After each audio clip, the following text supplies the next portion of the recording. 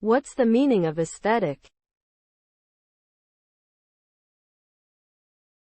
Aesthetic. Aesthetic.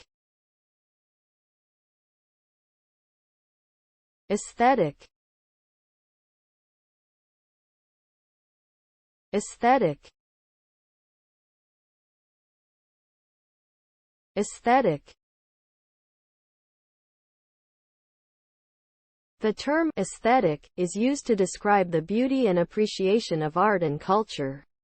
It encompasses the visual and sensory aspects of an object or experience that evoke a feeling of pleasure or satisfaction. Aesthetic qualities can be found in various forms such as architecture, fashion, music, literature, and even food. In short, aesthetics is all about the emotional response and pleasure that one experiences when interacting with something that is visually or artistically pleasing.